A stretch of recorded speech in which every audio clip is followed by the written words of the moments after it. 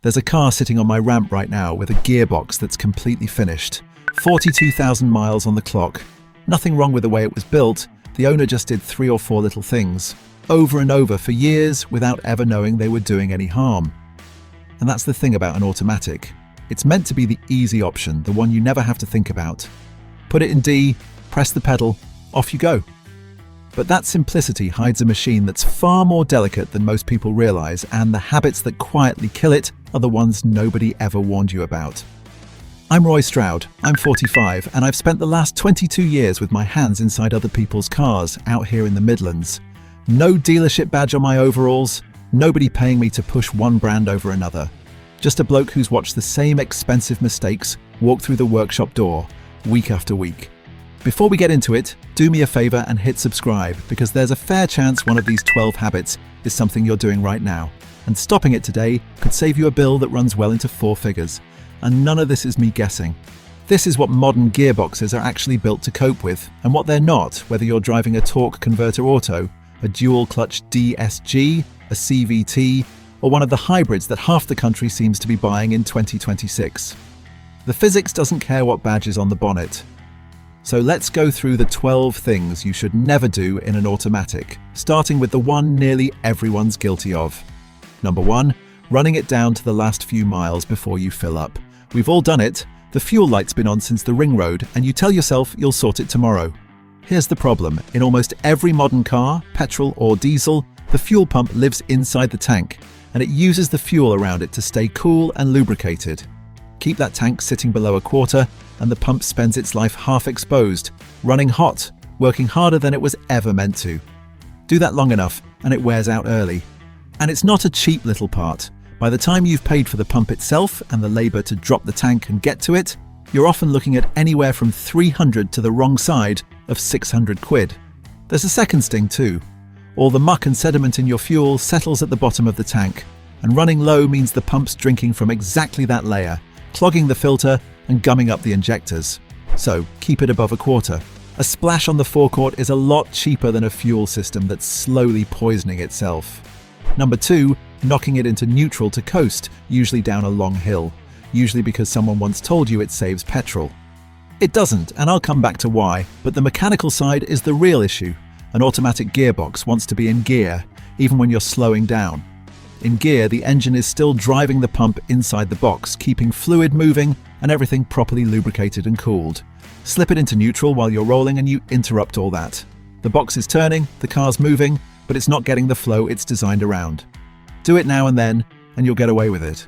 Make a habit of it, and you're adding wear you'll pay for later. And you lose your engine braking, which means on a long hill, your brakes are doing all the work and cooking themselves in the process. As for fuel, a modern injection engine cuts fuel almost completely when you lift off in gear. In neutral, it still has to idle, still sipping fuel just to keep running, so you're not saving a drop. Coasting in neutral is all risk and no reward. Number 3, treating it like a drag car. Flooring it from a standstill, dumping full throttle the second the lights change. I get it, there's a bit of a thrill in it. But an automatic isn't built for that, the way a manual is. Boot it from stationary and you slam a huge shock of power straight into the torque converter, or, if you're in a dual clutch DSG, straight into the clutch packs. Those parts are designed for smooth, progressive take-up, not a sudden hammer blow. The heat spikes, the fluid degrades faster, and over time you get slipping, shuddering, and eventually a gearbox that gives up entirely. And this is where it really hurts your wallet. A full gearbox or DSG rebuild in this country very rarely comes in under a couple of grand, and on plenty of cars it's 3, 4, even more, before you've touched the drive shafts and differential you've also been shock loading. Ease away from a stop. The clock says you lose half a second. The gearbox says you gain years. Number 4, firing it up and immediately driving it hard while it's stone cold. When the engine's cold, the oil is thick and hasn't got everywhere it needs to be yet, and the gearbox fluid's exactly the same. Thick and sluggish and not flowing properly, so you get rough, clumsy shifts and delayed pickup until it warms through.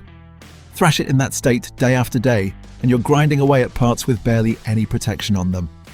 Now, I want to be straight with you here, because there's an old myth that you should sit on the drive with the engine running for 5 minutes to warm it up. Don't, on a modern car that just wastes fuel and glazes the bore. The right answer in 2026 is simple. Start it, give it 20 or 30 seconds, then pull away gently and keep the rev sensible for the first few miles until everything's up to temperature. Gentle for the first mile or two costs you nothing. A tired engine and a rough gearbox cost you plenty. Number 5, sitting at a long red or in a queue, holding the car on the brake with it still in drive. Feels harmless. It isn't quite. In drive, the box is still engaged, still trying to push the car forward, and you're holding all that back on the brake pedal. Do it for a few seconds, fine. But sit like that at every long light, in every jam on the motorway, and you're generating heat in the gearbox fluid it doesn't need, and leaning on your brakes the whole time. If you're going to be stopped for more than a moment, slip it into neutral or park and let it settle. Your gearbox and your brake pads will both thank you for it. Number 6, driving along with your hand resting on the gear selector because it feels natural. On most autos, that lever is connected through linkage to the actual selector mechanism inside the box. It looks solid, so people lean on it, rest an arm on it, drape a hand over it for the whole journey. But it was never designed to carry weight. Constant light pressure, mile after mile, can wear or knock that linkage slightly out of true, and that's the sort of fault that turns into a genuinely expensive internal repair down the line.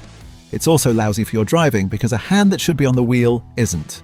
Change gear or mode when you need to, then get your hand back where it belongs. Number 7, yanking it between drive modes while the car's still moving.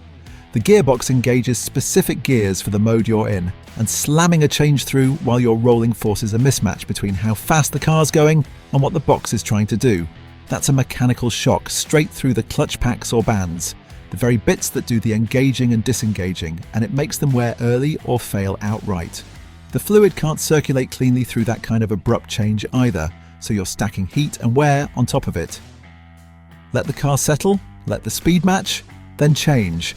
A gearbox hates surprises. Number 8, and now we're into the ones that do real immediate damage, shoving it into park while the car's still creeping. When you select park, a small piece of metal called the parking pal drops in to lock the gearbox and stop the wheels turning. It's designed to hold a car that's already stationary, full stop. Try to slam it home while the car's still rolling, even at walking pace, and you're forcing that little pal against a spinning mechanism. It can bend, chip, or snap clean off. And here's the part people miss. It might not fail the first time or the 10th. It takes the abuse quietly until one day it doesn't, and by then, you've got no warning at all. If it breaks, the box can no longer hold the car properly. You park on a hill, walk away, and the thing rolls. I've seen the aftermath of that, and it's never just a scratch. Replacing a parking pole means splitting the gearbox to get to it, so you're paying for hours of labour on top of the part, and that is not a cheap afternoon. Come to a complete dead stop, then park. Every single time, no exceptions. Number 9, parking up and never touching the handbrake because it's in park, so it's fine. Here's what that actually does. Leave it in park with no handbrake, and the entire weight of the car, especially on any kind of slope, and there are plenty round here, is resting on that same little parking paw we just talked about. Over months and years, that constant load wears it or breaks it, and now you've got a car that can roll away on its own. The handbrake, or the electronic parking brake on newer cars, is there to hold the car mechanically so the gearbox doesn't have to. Get in the habit, brake on, then into park in that order, and you take all that strain off the box for the price of pulling a lever. Number 10, sitting in neutral in stop-start traffic because you reckon it's giving the box a rest. It isn't doing what you think. Neutral cuts the engine's drive to the wheels so you can't move quickly if you suddenly need to get out of someone's way. And in slow, heavy traffic, that response time matters. You've also lost the little bit of engine braking that helps hold you still, so your brakes work harder, especially on a slope. And constantly flicking between neutral and drive at every crawl, every few meters, wears the selector linkage and disturbs the fluid flow the box wants to keep steady. In normal traffic, leave it in drive and hold the brake. Save neutral for when you're genuinely stopped for a good while. Quick favour before the last couple, because these are the big ones. If this has already made you rethink one thing you do without thinking, tap the like button. It costs you nothing, and it pushes the video out to someone who's about to make a genuinely expensive mistake. Cheers. Right, the two that do the most damage of the lot. Number 11, and this one's caught out a lot of people in this country lately, letting water get into the gearbox. We flood more than we used to. Every winter now, there's another road under a foot of brown water, a dip that's turned into a river, and someone always fancies their chances because the car in front got through. Don't. That car in front might already be a dead man walking. They just don't know it yet. And here's what catches people out. The water doesn't need to be deep. It needs to be deeper than you think, and moving water hides how deep it really is. A gearbox is a sealed system that lives and dies on clean fluid. Drive into water deep enough to reach it, or sit in a flood long enough, and water works its way past the vents and seals and mixes into that fluid. The moment it does, the fluid can't lubricate or cool properly. You get overheating, burnt clutches, corrosion setting into the gears and bearings, and very often a gearbox that's simply finished. And a water-killed gearbox is a four-figure job at best, a write-off trigger at worst. If a road's flooded, turn around and find another way. If you think water's got into the box, don't drive it. Get it looked at straight away. No shortcut through a flood is worth what's on the other side of that bill. Number 12. Driving with 2 feet. Left foot hovering over the brake, right on the accelerator like it's an arcade machine. An automatic is built to be driven with 1 foot moving between the 2 pedals, and there's a good reason for that. Left foot brakers almost always rest a little pressure on the brake without realizing, which means you're accelerating and braking at the same time. On a modern car full of sensors that confuses everything, you get erratic shifts, brakes overheating, needless wear on the gearbox as it tries to make sense of 2 contradictory demands at once. And in a real emergency, 2 feet prime to stamp at once is exactly how people hit both pedals and make things worse. 1 foot, right foot, both pedals. It's the standard for a reason. It's safer and it's kinder to the car. And before you go, the bonus I promised. 1 at the forecourt this time. Don't overfill the tank. You've filled up, the pump's clicked off, and you give it a few more squeezes to get to a round number. Stop doing that. That click-off is there because the tank's full, and forcing more in pushes raw fuel into the evaporative emission system, the EVAP setup that's meant to handle fuel vapor, not liquid. You can soak and wreck the charcoal canister, throw an engine light, and set off a chain of running problems that make the car run rough and lean on everything else. When it clicks off, you're done. Chasing a round number on the pump isn't worth a canister and a diagnostic bill. So there it is. 12 habits. Quick recap. Running on empty and cooking the fuel pump. Coasting in neutral for nothing. Launching it and hammering the torque converter. Driving off stone cold. Sitting in drive at every light. Resting your hand on the selector. Slamming through drive modes on the move. Dropping it into park before you've stopped. Skipping the handbrake and leaning on the pawl. Sitting in neutral in traffic. Letting water into the gearbox. And 2-footing the pedals. Plus the bonus, don't overfill at the pump. Now, I'll be straight with you the way I always am. Modern automatics are genuinely brilliant. They're smoother, smarter, and more reliable than anything I was working on 20 years ago. And if you look after one, it'll happily do a couple of 100,000 miles without ever giving you a moment's grief. None of these habits will destroy a car overnight. It's the repetition that does it. The same small mistake every day for years until one morning it isn't small anymore, and it's sitting on my ramp with a bill attached to it. The good news is the fixes are all free. There's not a single thing on this list that costs you money to put right. Every one of these is just a habit, and habits can change the moment you decide to change them.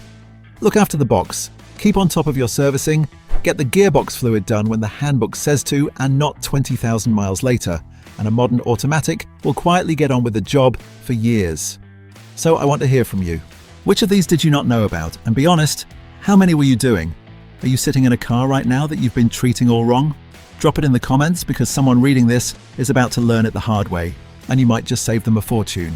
If this was useful, hit like, subscribe if you're not already, and I'll see you in the next one. Look after it, and it'll look after you.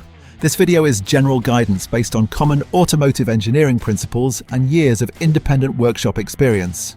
Every vehicle is different, so always check your own car's handbook and get advice from a qualified mechanic before making decisions about maintenance or repairs. Individual outcomes and costs vary.